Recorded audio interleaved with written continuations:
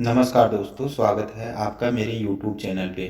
तो आज बात करने वाले हैं हैमर कैंडल की। पिछले वीडियो में अपन ने बात की थी लॉन्ग बॉडी कैंडल स्टिक की। तो आपने वो वीडियो नहीं देखा है तो आप उस वीडियो को जाके देख लीजिए, तो आपको अच्छे से समझ में आएगा कि वो किस प्रकार से प्रॉपर्ली काम करती है। तो आज बात करेंगे हैमर कैंडल की। तो हैमर कैंडल है वो हमेशा बॉटम में बनती है, हमेशा बॉटम में बनती है। बॉटम में बनने का भी उसका एक अलग फंडामेंटल है, तो वो मैं आपको यहाँ पे बताने वाला हूँ कि मैं हैमर को किस प्रकार से फॉलो करता हूँ।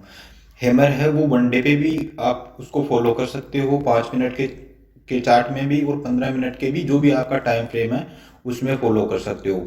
बस एक इतना सा छोटा सा रूल है हैमर का। तो अगर मान लो बॉटम में बनती है ना, तो उसमें क्या एसएल भी हमेशा छोटा होता है, और रिवर्सल है वो मार्केट में बहुत अच्छा खासा अपन को यहाँ पे देखने को मिलता है। तो बात करते हैं हैमर कैंडल के पैटर्न की कि किस प्रकार से हैमर कैंडल है वो बनती है और किस प्रकार से वो वर्क करती है चार्ट पे। तो चलते हैं चार्ट पे। तो आप देखोगे कि ये हैमर कैंडल यहाँ पे बनी है बॉटम में। ये ये स्टोक का है चार्ट है। तो आप यहाँ पे देखोगे कि ये स्टोक का चार्ट है। स्टोक वो कंटिन्यूटी में एक अप ट्रेंड में था। अप ट्रेंड के बाद में स्टोक क्या करता है कि एक गैप डाउन खुलता है। खुलने के बाद में कंटिन्यूटी यहाँ पे नीचे आता है। नीचे आने के बाद में देखो कि यहाँ पे आके एक नीचे बॉटम में ये यहाँ का बॉटम है। तो यहाँ आके आप देखोगे कि यहाँ पे स्टोक ने क्या किया है कि यहाँ पे एक हैमर कैंडल फॉर्म की है। तो हमेशा आप ये देखो कि कम से कम 10 कैंडल पीछे की अगर बनी हुई हो, 10 कैंडल मिनिमम 10 कैंडल होनी चाहिए हैमर में। अगर 10 कैंडल बनने के बाद में अगर हैमर बनती है तो वो एक अच्छे से वर्क करती है। या 10 कैंडल का मतलब यहाँ पे एक चीज और मैं बता दूं आपको कि 10 कैंडल का मतलब ये है कि जैसे मान लो कि अगर मान लो 3 या 4 कैंडल इतनी बड़ी बन जाती है कि वो उसको भी फॉलो करना भी पड़ता है। तो जैसे मान लो कि ये आप देख रहे हो कि ये यहाँ पे एक अप ट्रेंड में था स्टॉक। अप ट्रेंड के बाद में स्टॉक क्या करता है कि धीरे धीरे नीचे आता है। नीचे आने के बाद में एक हैमर कैंडल फॉर्म होती है। तो हैमर कैंडल फॉर्म होती है तो आप इसको एक हमेशा ध्यान में रखो इस बात को कि हैमर कैंडल है कम से कम, जैसे मान लो अगर आप बैंक निफ्टी में कोई ट्रेड ले रहे हो तो कम से कम बैंक निफ्टी 150 से 200 पॉइंट नीचे की तरफ फॉल हुआ होना चाहिए, और तब अगर हैमर बनती है। अगर चाहे वो 5 मिनट का टाइम फ्रेम हो या वो 10 मिनट का हो, 15 मिनट का या वनडे का हो, मिनिमम कम से कम 150 पॉइंट तो नीचे फॉल वो होना चाहिए अगर बैंक निफ्टी है। तो अगर कोई स्टॉक है तो अपन उसका देखेंगे कि स्टॉक कितना बड़ा है और कहाँ से चल के आ रहा है। और अगर मान लो कि अगर स्टॉक में वनडे पे अपन देख रहे हैं तो मिनिमम 10 कैंडल अगर आप वहां पे काउंट करोगे तो बेस्ट है। अगर 10 कैंडल के बाद में ज़्यादा होगी तो चलेगा, मगर कम से कम 10 कैंडल होनी जरूरी है। अगर 10 कैंडल के बाद में अगर हैमर बॉटम में बनती है तो उसका एक अच्छा खासा रिवर्सल देखने को मिलता है। तो आप यहाँ देखोगे कि जब स्टॉक यहाँ से अप ट्रेंड में था, अप ट्रेंड के बाद में स्टॉक में एक गिरावट देखने को मिलती है। गिरावट देखने के बाद यहाँ पे एक हैमर कैंडल फॉर्म होती है। और जैसे ही हैमर कैंडल यहाँ पे फॉर्म होती है तो अब हैमर को ट्रेड कैसे करते हैं कि हैमर का जब ये ऊपर का हाई जैसे ही टूटता है, ऊपर की साइड में निकलता है, तो यहाँ पे अपनी एंट्री होती है और नीचे की साइड में यहाँ पे अपना एसएल होता है। तो आप देखोगे कि यहाँ से स्टॉक जैसे ये स्टॉक यहाँ पे है, तो यहाँ से स्टॉक देखो यहाँ तक कितनी बड़ी जर्नी देखे जाता है। तो अपना एसएल है वो यहाँ पे छोटा सा एसएल था, और टारगेट देखो अपना कम से कम 4 गुना टारगेट है। तो अब इसमें क्या है देखो कि पहली बात तो ये है कि ये स्टॉक है तो वो अपने सिनेरियो पे उतरा है या नहीं उतरा। तो अपन यहाँ पे पीछे देखते हैं कि मिनिमम 10 कैंडल तो होनी चाहिए, या स्टॉक में एक गिरता हुआ नीचे की साइड में फुल होता हुआ स्टॉक नीचे की साइड में आ रहा हो। तो आप देखोगे कि स्टॉक है वो अप ट्रेंड में था। अप ट्रेंड के बाद में एक गैप अप खुलता है। गैप अप खुलने के बाद में रेगुलर रेड कैंडल बनाते हुए यहाँ पे एक हैमर फॉर्म करता है। तो हैमर जैसे यहाँ पे फॉर्म होती है, फॉर्म होने के बाद में देखो स्टॉक में काफी अच्छा टारगेट यहाँ पे देखने को मिलता है।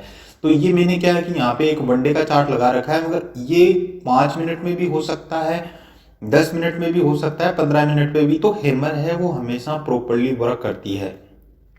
और ये उसमें क्या है हैमर में कि जैसे लॉन्ग बॉडी कैंडल थी उसमें तो क्या है कि अपना एसएल है वो बहुत बड़ा होता था। जैसे सुबह का अगर मैंने ट्रेड लिया तो वो एसएल काफ़ी बड़ा था, मगर हमेशा एसएल छोटा होता है हैमर का। हैमर या डोजी, डोजी वाले वीडियो में अपन समझेंगे कि डोजी पे कैसे कैंडल कैसे ट्रेड लेते हैं, मगर आज हैमर के बारे में समझ रहे हैं यहाँ पे।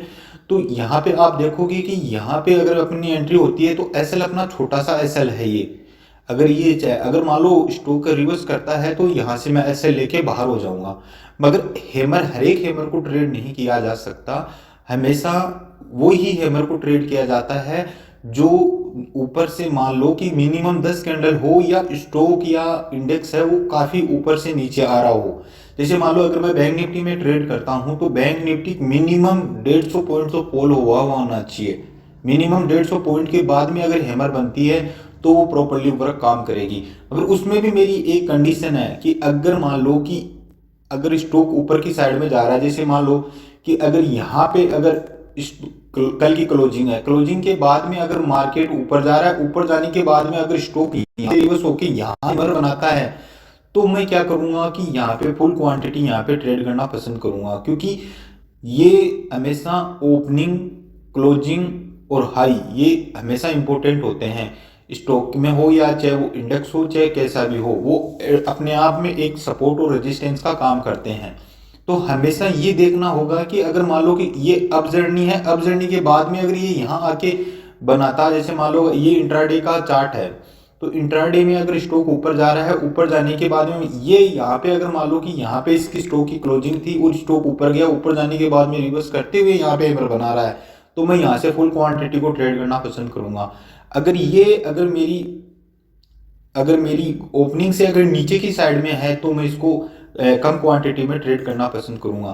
तो आप ये समझो कि अगर हैमर हमेशा बॉटम में बनेगी और बॉटम में बनने के पीछे भी उसका लॉजिक ये है कि कम से कम एक बड़ा फॉल होके आके बननी चाहिए हैमर, तो मैं वहां पे ट्रेड को एजुकेट करूंगा। अगर निफ्टी है या बैंक निफ्टी है तो बैंक निफ्टी है तो कम से कम 150-200 पॉइंट फॉल होने के बाद में अगर हैमर बनती है तो मैं उसका हाई टूटते ही मैं वहां पे ट्रेड को एजुकेट करूंगा।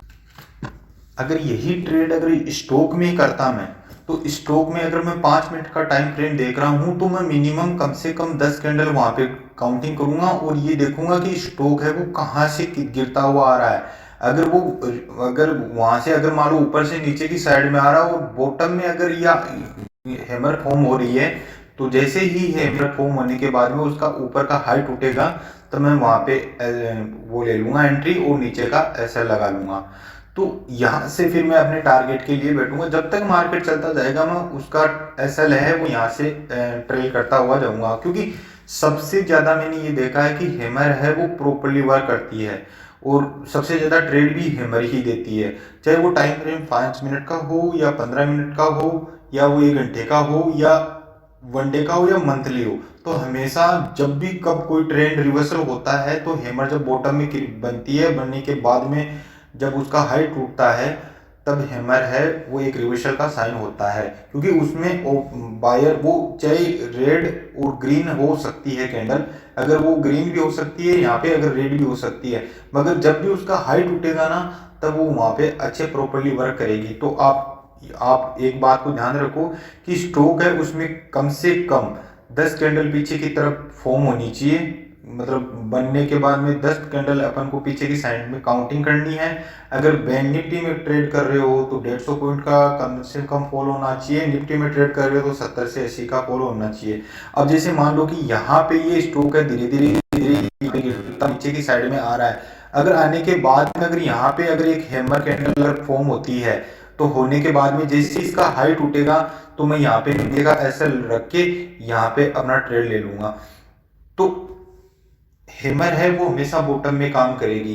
तो अब अपने नेक्स्ट वीडियो में बात करेंगे शूटिंग स्टार कैंडल की कि वो किस प्रकार चार्ट में कहाँ वर्क करती है, तो उसके बारे में अपन यहाँ समझेंगे। तो अगर आपको वीडियो अच्छा लगा हो तो चैनल को सब्सक्राइब कर दो और बेल आइकन को दबा दो जिससे आपको नए नोटिफिकेशन मिलते रहें। और टेलीग्राम का चैनल का लिंक है वो मेरे डिस्क्रिप्शन में है, तो आप वहाँ जाके उसको ज्वाइन कर लो, जिससे क्या है उसमें मैं स्टॉक के एनालिसिस के चार्ट हैं वो वहाँ पे पोस्ट करते रहता हूँ, जिससे आपको सीखने में काफ़ी मदद मिलेगी।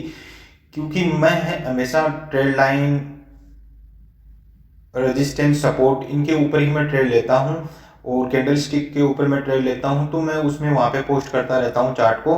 तो आप अगर चैनल पे नए हो तो वहाँ पे जाके टेलीग्राम को ज्वाइन कर लो, जिससे आपको काफ़ी सीखने को में मदद मिलेगी। मिलते हैं नेक्स्ट वीडियो में। जय हिंद।